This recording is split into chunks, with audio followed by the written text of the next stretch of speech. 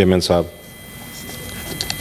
آج ہم اس جگہ پہ جو جمع ہوئے ہیں وہ صرف پاکستانیوں کی حیثیت سے نہیں، سینیٹرز کی حیثیت سے نہیں، میرا خیال ہے کہ جمہوریت کے محافظوں کی حیثیت سے کھڑے ہوئے ہیں، کیونکہ جناب چیئرمین ایک بہت بڑا جرم ہوا ہے جس نے ملک کی بنیادیں ہلا دی ہیں۔ ہمارا اب فرض ہے آج کہ جو زخم ہے اس کو کس طرح ٹھیک کیا جائے۔ جناب چیئرمین، سب سے پہلے تو میں پاکستان کی قوم کو خراج تحسین پیش کرنا چاہوں گا، کیونکہ انہوں نے ان سب واقعات جو ہوئے پری پول اور پوسٹ پول ریگنگ میں، انہوں نے اس کے باوجود ایک لاؤڈ اینڈ کلیئر، بلند اور صاف مینڈیٹ اور فیصلہ دے دیا ہے۔ چاہے کوئی مانے یا نہ مانے، وہ فیصلہ انہوں نے امید اور جمہوریت کے حق میں دیا ہے۔ کوئی مانے یا نہ مانے، یہ فیصلہ پی ٹی آئی اور عمران خان صاحب کے فیور میں دیا ہے، واضح طور پہ دیا ہے۔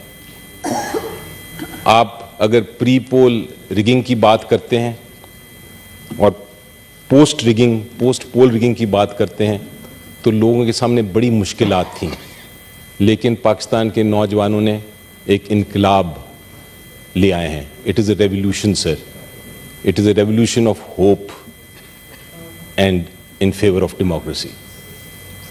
پری پول ریگنگ کیا ہو رہا تھا سب کو پتا ہے۔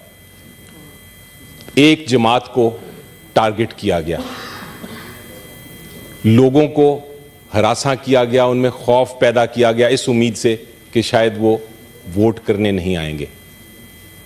پی ٹی آئی کے جو لیڈرز تھے ان کو اریسٹ کیا گیا، سب کو معلوم ہے، کوئی چھپی بات نہیں۔ ایک مقدمے سے نکلتے تھے تو دوسرے مقدمے میں ان کو اریسٹ کر لیا جاتا تھا۔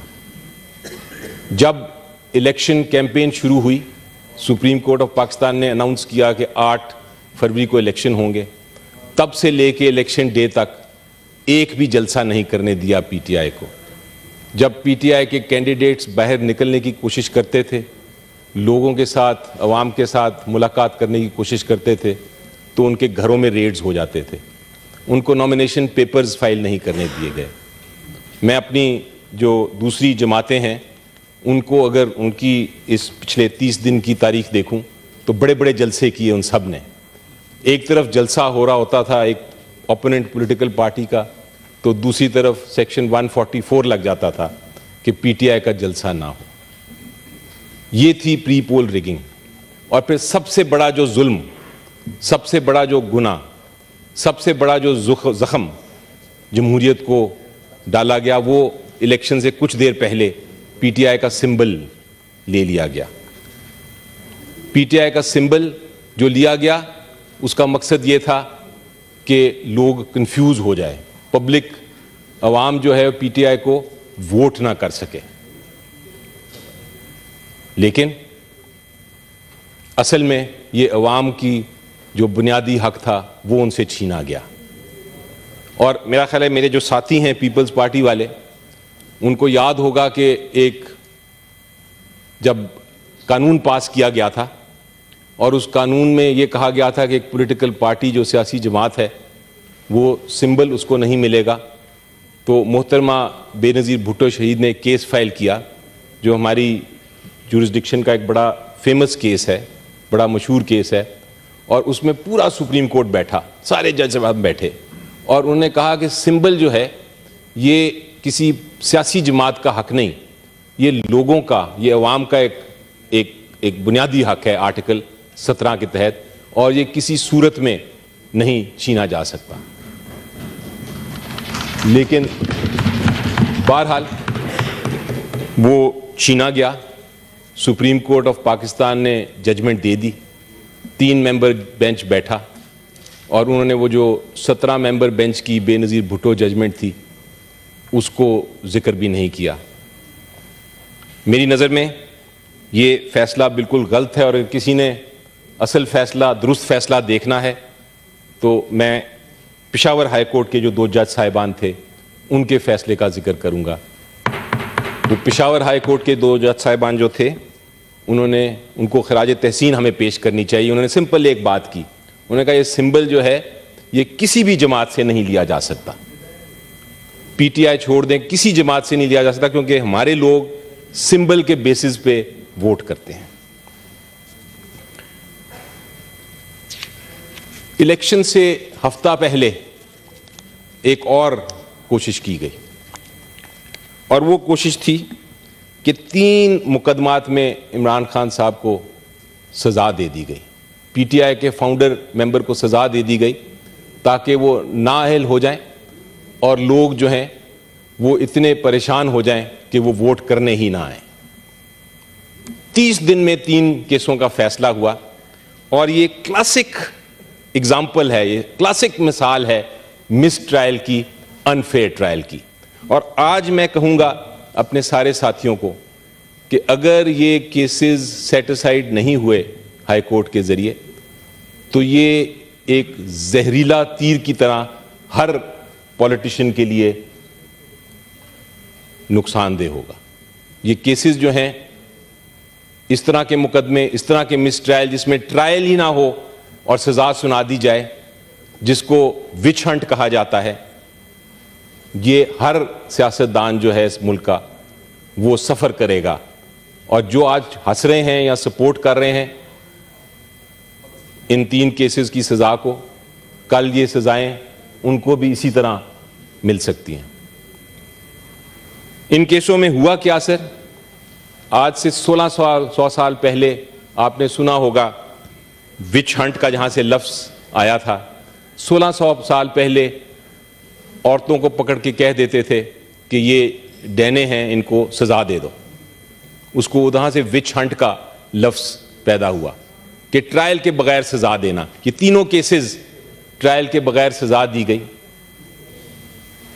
ان کیسوں میں آپ سوچیں، ہم پارلیمنٹ ہیں، 18ویں ترمیم کے وقت ایک آرٹیکل 10A ہم نے آئین میں لے کے آئے تھے، اور آرٹیکل 10A یہ کہتا ہے کہ ہر ایک کو جو کرمنل کیس ہے ہر ایک کا ایک پراپر فیئر ٹرائل کے ذریعے سنا جائے گا، جس کے اندر آپ کو وکیل کرنے کا حق بھی ہوتا ہے، آپ کو جرا کرنے کا حق بھی ہوتا ہے، آپ کو اپنی دفاع میں جو ڈیفنس میں جو آپ کی ایویڈنس ہے، جو شہادتیں ہیں، وہ پیش کرنے کی بھی اجازت ہوتی ہے۔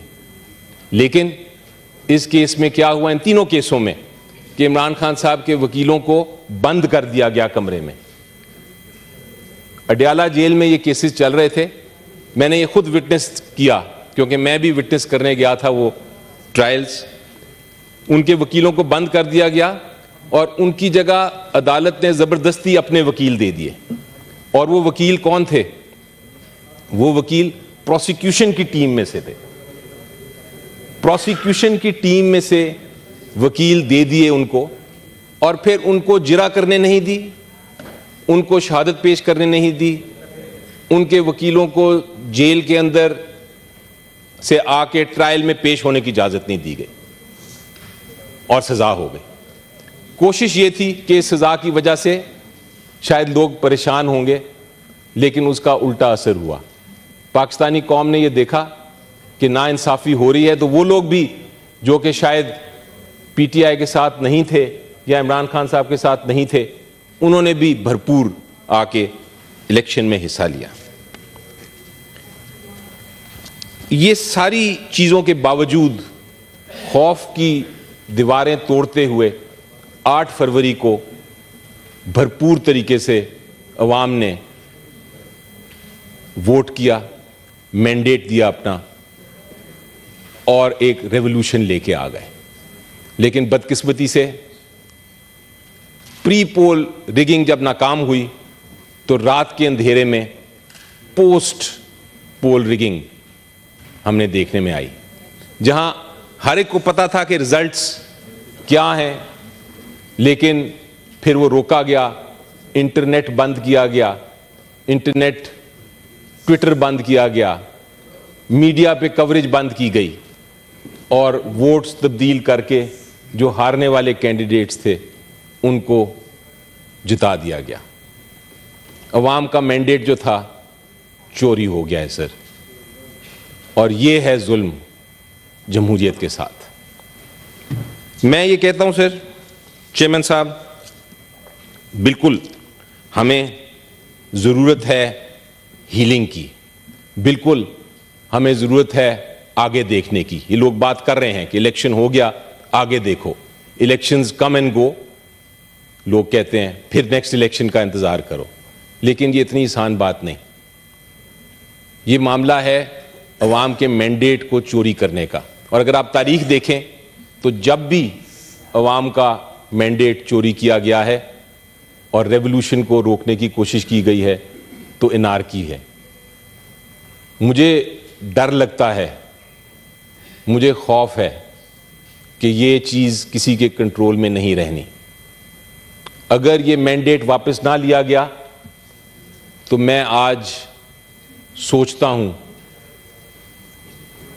اور میں تاریخ کو دیکھ کے سوچتا ہوں کہ پھر کسی کے ہاتھ میں یہ نہیں رہے گا.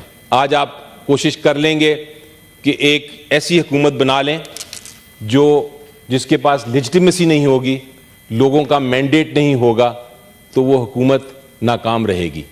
بہت سارے کرائسس ہیں سر, ہمارے پاس ایجوکیشن کا کرائسس ہے, اکنامک کرائسس ہے, ہیلتھ کا کرائسس ہے, لوگ باہر جا رہے ہیں چھوڑ کے ملک, پریشان ہیں.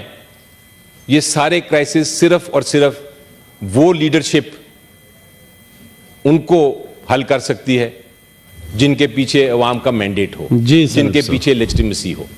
اگر لیجٹیمیسی نہیں ہوگی جناب چیئرمین تو یہ معاملات حل نہیں ہو سکیں گے. کیوں نہیں, میں کہتا ہوں کیوں نہیں, جو عوام نے مینڈیٹ جس کو دیا ہے بنانے دیں اس کو حکومت, آنے دیں اس کو, چلانے دیں. اس کے پیچھے لوگوں کا اعتماد ہوگا, اور اگر یہ اعتماد نہیں ہوگا تو سب کچھ فیل ہو جائے گا. میں کہتا ہوں سر آج ہی ریزولوشن پاس کریں, آج ہی ہم سب مل کے, کیونکہ ہم محافظ ہیں جمہوریت کے. آج ہی ہم کہتے ہیں الیکشن کمیشن کو بلائیں, ادھر سامنے بلائیں, اور ان کو کہیں کہ جو مینڈیٹ ہے جو چوری کیا گیا وہ واپس کریں. اس کے بغیر سر کوئی چارہ نہیں ہے, انارکی ہوگی خدا نخواستہ. شکریہ. Thank you sir. Honourable senator Mushtaq sir.